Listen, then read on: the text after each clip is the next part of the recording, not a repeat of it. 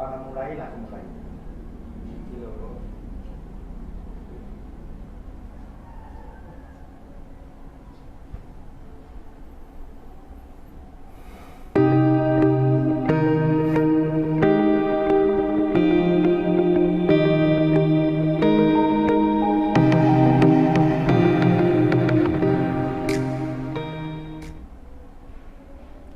Assalamualaikum warahmatullahi wabarakatuh. Selamat pagi, salam sejahtera bagi kita semua. Kembali lagi di Mapel Administrasi Transaksi kelas 12 BDP 1 dan BDP 2. Pada kesempatan kali ini kita akan membahas mesin pembayaran tunai. Nah, materi ini sebenarnya sudah pernah kita review, tetapi akan Pak Rizky berikan secara lengkap hari ini dan nantinya akan kita praktekkan di latihan untuk UKK. Baik, kita langsung saja masuk materinya. Yang pertama, mengoperasikan mesin pembayaran tunai dan non-tunai. Pembayaran tunai itu apa sih? Pembayaran atas harga barang atau jasa secara tunai, di mana pihak pembeli menyerahkan uang sebagai bukti pembayaran sebesar harga barang yang dibeli bersamaan dengan surat pesanan. Yang kedua, pembayaran non-tunai yaitu pembayaran yang dilakukan dengan cara bayar muka, bayar belakang, COD, dan ada juga pembayaran dilakukan pada waktu dokumen tiba. Contoh alat pembayaran tunai, uang kartal. Uang kartal adalah alat pembayaran yang disahkan oleh pemerintah. Itu seperti uang yang kita gunakan untuk transaksi ya, uang pecahan 1.000, 2.000, 5.000, 10.000, 20.000, 50.000, dan 100.000. Kemudian uang giral adalah alat pembayaran uang yang bisa diuangkan, contohnya ada cek dan biliet giro. Kemudian contoh pembayaran non-tunai, yang pertama ada paper based, macam-macam paper based, ada cek, ada biliet giro, ada nota debit. Kemudian electronic based, ada macam-macam electronic based. Yang pertama adalah kartu ATM, kartu khusus yang diberikan pihak bank yang diberikan oleh pemilik rekening. Yang kedua kartu kredit, suatu jenis penyelesaian transaksi retail dan sistem kredit yang namanya berasal dari kartu plastik yang diterbitkan kepada pengguna sistem tersebut. Kemudian mobile based, mobile money, sebuah sistem yang membolehkan pengguna untuk melakukan niaga dengan menggunakan telepon bimbit. Ya, kalau sekarang e-money ya.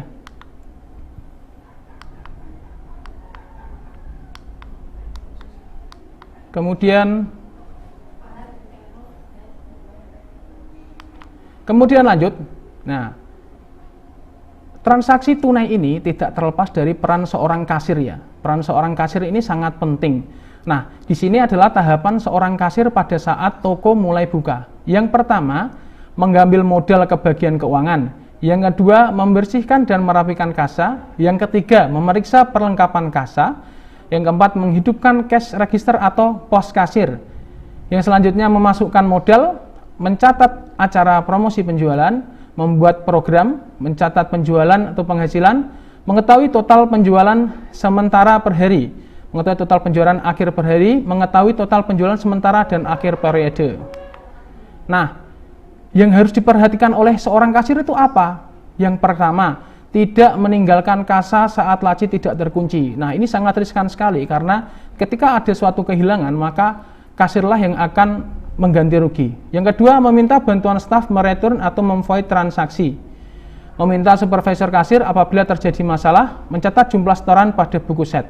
Kemudian prosedur tutup kasa, menghitung uang setoran, mengeluarkan barang batalan yang ada di kasa dan memeriksa struk batalan, memastikan mesin kasa keadaan mati, menutup kasa dengan penutupnya, menyetorkan uang. Kemudian ada beberapa sikap yang harus dimiliki oleh seorang kasir dalam mengoperasikan mesin pembayaran baik tunai maupun tunai. Yang pertama adalah cermat, yang kedua adalah teliti, yang ketiga jujur, yang keempat bertanggung jawab, yang kelima harus taat asas. Nah, di sini adalah contoh mesin pembayaran tunai ya, cash register. Adalah alat atau mesin yang digunakan untuk menghitung kuantitas dan harga barang. Ini alat ini sudah lama sekali ya adanya. Mulai dari tombol-tombolnya ada tombol PLU, ada tombol pengembalian barang, kemudian tombol validasi dan tombol koreksi. Kemudian tombol subtotal, tombol jumlah kredit, tombol penerimaan cek, dan tombol jumlah akhir. Nah, cash register ini merupakan cikal bakal di penghitungan pembayaran tunai. Kemudian ada satu lagi yang sekarang sudah mulai digunakan di beberapa toko dan hampir semua toko, ya ini adalah mesin pos kasir. Ini versi yang lebih terbaru dari cash register dan dia menggunakan seperangkat alat digital ya. Mesin pos kasir atau point of sale. Dalam dunia bisnis, point of sale dapat diartikan sebagai tempat kasir. Sesuai dengan namanya, point of sale merupakan titik penjualan atau check out di mana transaksi dilakukan. Nah, kalau kalian penasaran bentuknya mesin pos kasir itu seperti apa, ini bentuknya. Nah, bentuknya seperti ini, mesin pos kasir. Nah, pos kasir ini terdiri dari dua hal, yakni hardware dan software. Yang pertama kita akan membahas hardware-nya dulu. Hardware atau alat adalah semua mesin pos yang digunakan di sini pasti membutuhkan peralatan atau hardware untuk menjalankan fungsinya, misal untuk membantu proses pembayaran dan mencetak tanda terima untuk customer. Nah, sekarang kita mulai pada hardware yang pertama, yakni komputer. Ya, inilah bentuk komputer ya. Seperti kita tahu, ini adalah bentuk komputer, yaitu ada CPU atau Central Processing Unit, kemudian ada monitornya, kemudian ada keyboard, dan ada mouse-nya. Seperangkat komputer ini merupakan alat standar untuk bagaimana supaya mesin pos ini bisa berjalan. Kemudian alat yang kedua, printer kasir. Printer kasir ini tidak kalah pentingnya karena untuk mencetak bukti struk transaksi penjualan ya. Nah, printer kasir ini ada beberapa jenis. Yang pertama ini printer thermal. Printer ini menggunakan teknologi thermal khusus yang disebut dengan direct thermal. Pada printer ini, head printer thermal akan melakukan pemanasan langsung pada kertas jenis thermal. Printer thermal ini mempunyai keunggulan karena kecepatan cetak yang begitu cepat dan hampir tidak menimbulkan suara pada saat mencetak struk. Jadi di printer ini itu tidak ada tintanya, tidak ada pitanya, hanya dia mempunyai thermal pemanas dan di kertasnya itu adalah kertas khusus yang di dalamnya sudah terdapat tinta bubuk yang ketika dipanaskan akan membuat tulisan dan angka. Kemudian yang kedua adalah printer dot matrix. Jenis printer dot matrix adalah printer yang menggunakan teknologi impact atau dot matrix. Cetakan pada struk akan terlihat sebagai kumpulan titik-titik kecil. Pada sistem dot matrix, pin atau jarum head akan menyentuh pada permukaan pita dan juga pada kertas. Keunggulan memakai printer dot matrix ini adalah karena kecepatan cetak yang tinggi. Sebagai gambaran printer dot matrix ini misalnya dapat mencetak dengan kecepatan 4-5 baris per detik. Nah, kalau printer dot matrix ini itu tetap menggunakan pita dan ada dot matrix jarumnya dan menggunakan kertas gulung. Nah, kertas gulungnya ini kertas biasa kalau untuk dot matrix ini. Kemudian hardware yang selanjutnya adalah cash drawer. Cash drawer ini disebut juga laci penyimpanan uang. Kalau kalian penasaran bentuknya seperti ini. Jadi laci uang ini untuk menyimpan uang dan dia memiliki sistem otomatis ketika struknya itu keluar maka laci tersebut akan otomatis terbuka. Kemudian hardware yang selanjutnya adalah barcode scanner. Kalau kalian ke Alfamart atau Indomaret pasti misalkan mau membayar itu kakaknya itu akan men-scan barang kalian yang ada barcode-nya dengan barcode scanner ini. Nah, inilah macam-macam tipe barcode scanner. Yang pertama ada manual single laser, yang kedua ada auto single laser, yang ketiga ada auto multi laser. Kita bahas yang pertama, manual single laser. Nah, bentuknya ini barcode scanner ini sering juga disebut sebagai scanner barcode tembak. Kenapa? Karena scanner ini memiliki bentuk yang seperti pistol. Scanner barcode jenis ini mempunyai trigger yang mesti ditekan agar dapat membaca kode pada barcode. Jadi harus ditekan dulu triggernya untuk membaca barcode-nya. Kemudian yang kedua, auto single laser. Scanner barcode auto single laser ini mempunyai sifat auto sense.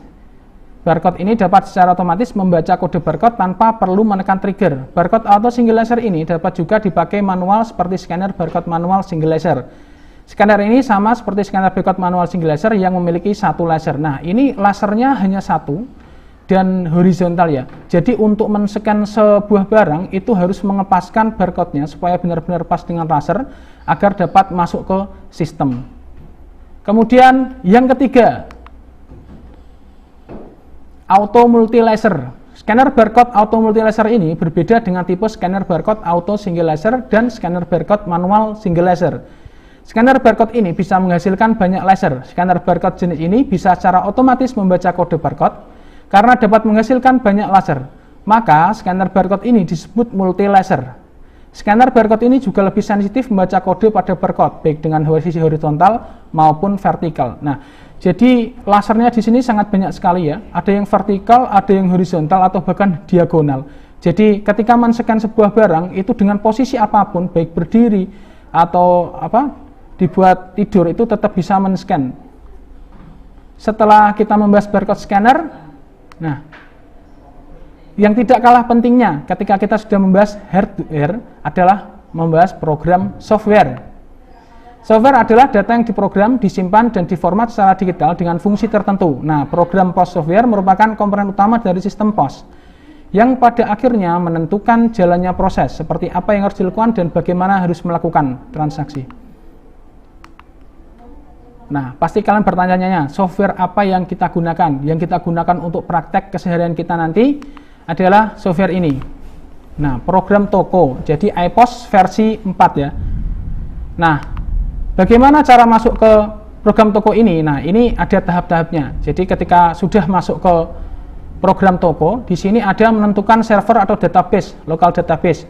Pilih komputernya, kemudian pilih cari database atau buat database. Kalau sudah memiliki database, maka hanya diklik cari database. Apabila belum memiliki database atau belum mempunyai toko mau membuat database, maka yang diklik adalah buat database baru.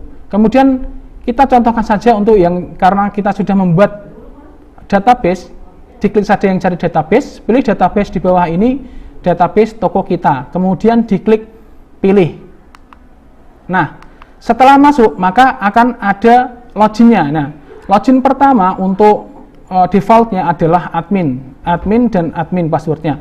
Kemudian setelah itu diklik masuk, maka inilah tampilan di program toko iPOS versi 4 ya. Jadi di sini banyak sekali tool-toolnya di sini, mulai dari master data, kemudian pembelian, kemudian penjualan, ada persediaan, akuntansi, proses data, laporan, dan pengaturan ya. Nah, kita masuk ke daftar item, Pak Rizky contohkan ya. Daftar item, ketika diklik daftar item, maka yang masuk adalah form seperti ini. Nah, form ini adalah untuk memasukkan item-item.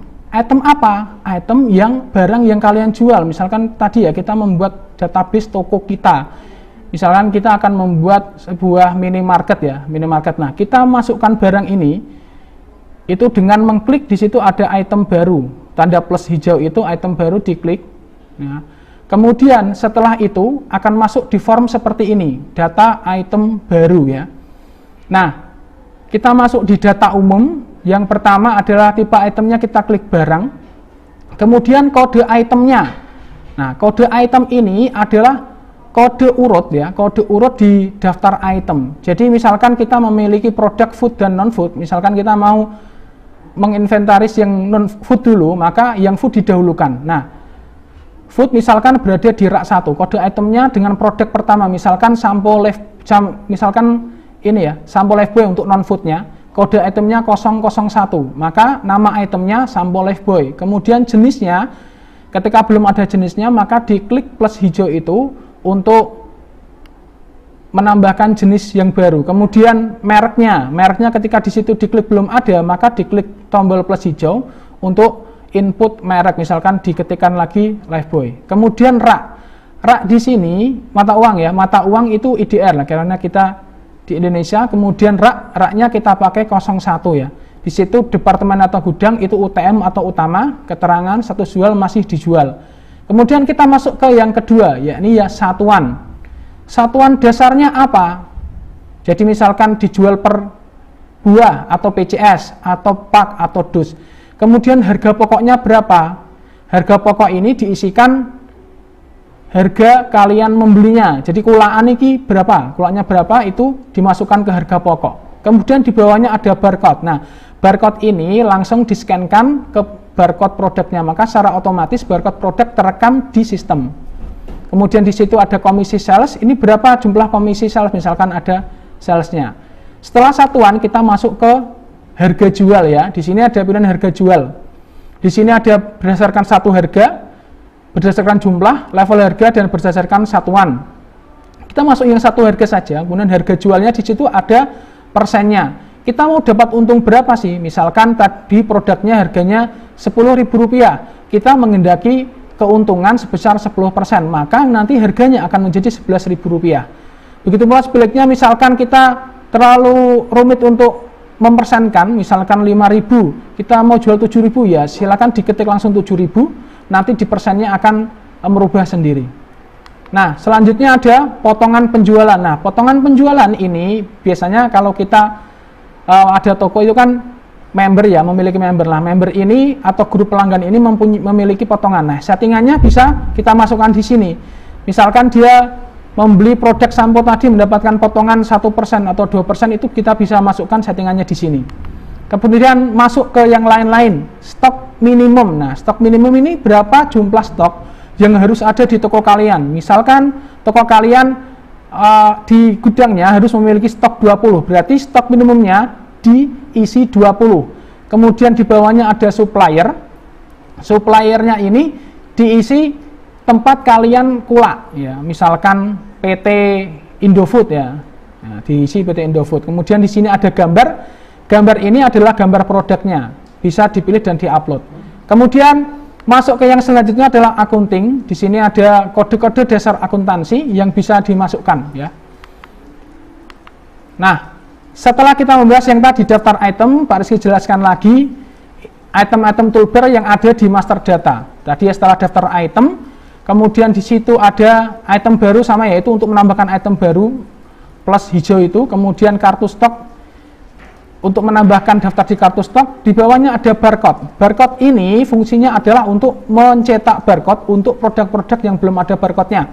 Contohnya ada produk yang dititipkan di toko kalian, maka dicetakkan barcode lagi. Kemudian ada datasheet, itu inputan data item di situ. Kemudian ada settingan diskon periode, adalah diskon yang diberikan pada periode tertentu. Kemudian masuk, geser ke kanan, ada daftar supplier. Daftar supplier itu daftar apa sih? Daftar yang berisi supplier-supplier kalian. Misalkan kalian membeli produk susu dari Ultra Jaya, di situ ada Ultra Jaya, kemudian ada Indofood, ada Unilever, ada Nestle dan lain-lain. Kemudian sampingnya ada daftar pelanggan. Nah, daftar pelanggan ini adalah daftar member. Jadi member kalian, misalkan member kalian itu ada 100. Nah, di situ dari 100 orang itu juga bisa diklasifikasikan, misalkan member biasa, member bronze, member silver, member gold, atau member platinum. Kemudian di situ sebelah kanannya lagi ada daftar sales. Daftar sales ini misalkan kita memiliki penjual lain ya, yang keliling misalkan. Kemudian di situ ada grup pelanggan. Grup pelanggan ini itu kita bisa memberikan settingan tadi, misalkan pelanggan biasa, pelanggan bronze, pelanggan silver, pelanggan gold, atau bahkan pelanggan platinum. Di bawah grup pelanggan ada poin pelanggan. Nah, di sini juga kita bisa menentukan poin pelanggan. Misalkan tadi poin silver, setiap member silver ketika membeli produk mendapatkan potongan 5%. Setiap poin gold ketika membeli produk akan mendapatkan potongan 10%, misalkan seperti itu. Kemudian di bawahnya ada kolom wilayah. Nah, itu untuk mensortir wilayahnya. Kemudian ada data pendukung ya. Data pendukung ini sebelah kanannya yaitu ada satuan. Satuannya misalkan apa? Pieces, dos, rak, bendel, pak, seperti itu. Kemudian di bawahnya ada jenis ya. Jenis ini misalkan food, non-food, body care, mouth care, atau hair care, seperti itu. Kemudian ada bank untuk pembayaran bank. Di sampingnya ada departemen gudang ya. Di bawahnya ada merek. Merek ini misalkan tadi ya, ada Coca-Cola atau Sarimi, Indomie, seperti itu. Di bawahnya ada sandi untuk meter sandi. Dan sebelah kanan ada e-money ya, contohnya e-money ada Brizi, kemudian banyak sekali e-money yang dikeluarkan oleh bank-bank ya. Kemudian yang kedua toolbar pembelian ya, di menu bar pembelian di sini ada pesanan pembelian.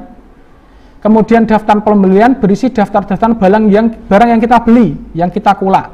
Di situ ada histori harga beli. Histori harga beli ini untuk mengetahui kapan sih kita kulak. Misalkan kita kulak itu tanggal 1, tanggal 5, tanggal 7, tanggal 8, tanggal 9, dan seterusnya, itu dapat dilihat di histori harga beli. Kemudian ada bayar hutang, daftar pembayaran. Nah, daftar pembayaran ini misalkan kita itu membeli dari supplier, tapi kita bayarnya belakangan, maka ketika kita sudah membayar hutangnya, maka daftar pembayaran ada di situ. Kemudian ada status lunas, BG atau cek.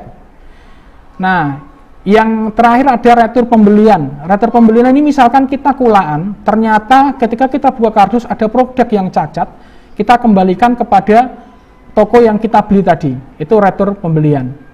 Kemudian kita masuk ke yang selanjutnya, menubar penjualan. Nah, menubar penjualan di sini ada pesanan penjualan. Nah, kemudian daftar penjualan. Daftar penjualan ini berisi daftar-daftar produk yang kita jual. Kemudian sampingnya ada penjualan kasir. Penjualan kasir ini transaksinya ya. Kemudian ada histori harga jual. Nah, histori harga jual itu untuk melihat pada hari ini itu kita menjual barang apa saja. Itemnya berapa, jumlahnya berapa, dan bisa diakumulasikan selama 1 bulan bahkan 1 tahun. Kemudian bayar piutang. Nah, daftar pembayaran status lunas, BG atau cek. Daftar pembayaran piutang ini adalah ketika ada orang yang memiliki, misalkan membeli barang dari toko kita dan itu belum bayar, maka masuk ke daftar piutangnya. Kemudian ada retur penjualan. Retur penjualan ini adalah berisi produk-produk yang dikembalikan oleh konsumen ke kita, ya. Itu masuknya ke retur penjualan. Kemudian di sini ada poin penjualan, misalkan per penjualan ada poinnya. Setelah itu ada ekspor. Nah, ini untuk yang diimport ke Excel ya. Selanjutnya kita masuk ke menu bar yang persediaan. Nah, di sini ada daftar item masuk. Setelah kita input barang-barang semua, tentunya kita harus memasukkan stok barang yang kita beli. Nah, itu masuknya di menu bar persediaan. Di sini daftar item masuk ini kita akan mengetahui barang-barang yang masuk di toko kita itu berapa sih di sistemnya. Kemudian daftar item keluar itu barang yang keluar itu berapa yang terjual. Nah, di sini ada stock of name. Stock of name nanti untuk menambahkan saldonya ya. Jadi misalkan kalian kula sampo tadi senilai 20, maka di stock of name ditambahkan senilai itu. Kemudian ada saldo awal item, itu untuk menentukan saldo awal. Di sampingnya ada transfer item, misalkan dari item masuk ke item keluar. Kemudian di situ ada kontrolnya di stok minimum dan stok mutasi item. Nah, kita masuk di menu bar selanjutnya. Menu bar selanjutnya ada proses akuntansi. Jadi mulai dari daftar perkiraan, kemudian kas masuk, kas keluar, kas transfer, daftar jurnal. Di sini ada saldo awal perkiraan. Di sini semua adalah perkiraan-perkiraan akuntansi yang mempermudah proses toko untuk membuat laporan keuangan. Kemudian di sini selanjutnya ada proses data. Di sini untuk melihat proses data bulanan dan tahunan. Lanjut lagi adalah menu bar laporan. Menu bar laporan ini adalah menu bar yang sangat-sangat penting ya. Jadi ketika transaksi itu masuk kemudian langsung bermuara pada laporan keuangan. Di sini ada laporan master. Laporan master ini di sini misalkan data item di situ ada berapa. Kemudian laporan pembelian itu berapa jumlah barang yang dibeli, kemudian laporan penjualan itu berapa jumlah yang dijual, kemudian laporan hutang, berapa sih hutang kita kepada supplier, kemudian laporan piutang, berapa sih hutang pelanggan kepada kita, kemudian laporan persediaan. Persediaan dalam arti di toko kita itu barangnya masih ada berapa, terjual berapa, dan kita beli berapa. Kemudian di sini ada proses akuntansi, ada daftar perkiraan, laporan kas, laba, jual, data jurnal, dan buku besar keuangan. Tentunya di sini laba jual sangat penting karena dengan adanya sistem pos kasir ini tanpa menghitung secara manual, maka kita sebagai pemilik usaha ini dapat mengetahui laba jual dari toko kita. Kemudian menu bar yang terakhir adalah pengaturan. Nah, pengaturan ini yang pertama adalah data user. Data user ini bisa kita inputkan mulai dari administrator atau kasir. Jadi di sini data user ini untuk memfilter kewenangan ya. Contohnya, kasir itu hanya berwenang untuk membuka transaksi kasir dan tidak berwenang untuk membuka pengaturan bahkan laporan keuangan sekalipun. Dan yang berhak membuka laporan keuangan misalkan di situ ada level manager, itu bisa kita inputkan di data user itu. Kemudian sebelah kanannya ada data perusahaan. Data perusahaan ini diisikan toko kita. Nama toko kita apa, alamatnya di mana, kemudian nomor teleponnya berapa, nomor faxnya berapa, nomor emailnya berapa, atau bahkan ada tambahan yang lain misalkan. Kemudian selanjutnya adalah pengaturan umum. Di situ ada periode transaksi. Setting periode transaksi itu kan biasanya Januari sampai Desember. Akan tetapi bisa disetting di bulan setelah itu. Kemudian di situ ada setting nomor dan setting mini printer. Nah, mini printer ini untuk men-setting printer tadi ya, printer kasir. Misalkan kita menggunakan printer merek A, printer merek B, itu disetting di sini. Nah, di sampingnya ada customer display. Customer display ini untuk men-setting pelanggan itu akan tahu berapa total harga yang dibelinya tanpa melihat komputer kasirnya. Kemudian di bawahnya ada tema untuk mengedit tema.